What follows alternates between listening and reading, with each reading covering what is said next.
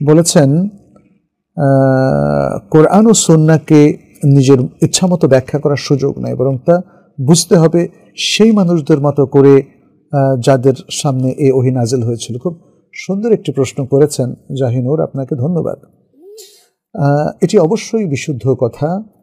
আল কোরআন ওয়াস সুন্নাহকে আজকে মানুষ সালাফের ফাহাম থেকে বিচ্ছিন্নভাবে বুঝতে গিয়ে অনেক গড়বড় করে ফেলছে।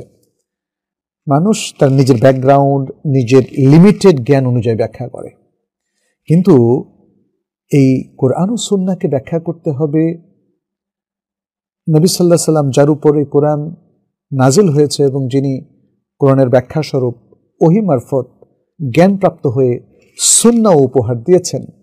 তাহলে তার আশেপাশের লোকগুলো যারা তাকে দেখেছে, তার সাথে ইন্টারঅ্যাক্ট করেছে, তার সাথে আলাপ করে বুঝেছে, তার দার্সে বসে সবকিছু জানতে পেরেছে, ওই প্রজন্মই কোরআন হাদিসকে সবচেয়ে ভালোভাবে হৃদয়ঙ্গম করেছে এবং সেগুলো সব আমাদের কাছে আছে।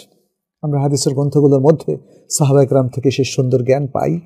অতএব এখানে যে কথাটা বলা হচ্ছে, তাদের সামনে, সাহাবা একরামের সামনে ওহীটা যেভাবে এসেছিল, তারা তার প্রাসঙ্গিকতা বুঝেছেন, তারা তার শান নজুল জানতেন, তারা তার ব্যাখ্যাও জানতেন। নবী সাল্লাল্লাহু আলাইহি সাল্লাম যেগুলো বোধগম্য সেগুলো তো ব্যাখ্যা করার প্রয়োজন হয় নাই, যেগুলো অবোধগম্য সেগুলো বলে দিয়েছেন।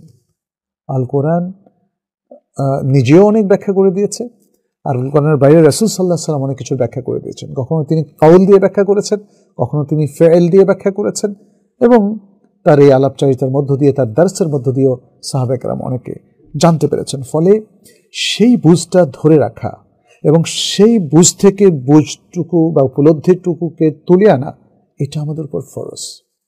সেই বুঝের সাথে সাংঘর্ষিক কোনো বুঝ আমরা নেব না। সেই বুঝটাকে ঠিক রেখেই কোরআন সুন্নাহর গবেষণা চলবে পরবর্তীতে। বাস এতটুকুই।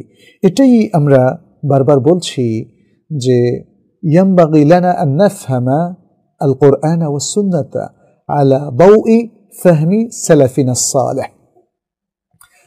আমাদের যে সালাফে সালেহিন ছিলেন, তাদের বুঝের উপর ভিত্তি করেই আমাদেরকে আল কোরআন এবং আস সুন্নাহ বুঝতে হবে, শরিয়াকে বুঝতে হবে। আর সালাফে সালেহিনের পুরো ভাগেই আছেন সাহাবায়ে কেরাম, এবং তারপর তাদের সত্যিকারের অনুসারী তাবেঈন, এবং তাদের যথার্থ অনুসারী আতবাউত তাবেঈন, যাদেরকে আমরা বলি তাবউত তাবেঈন।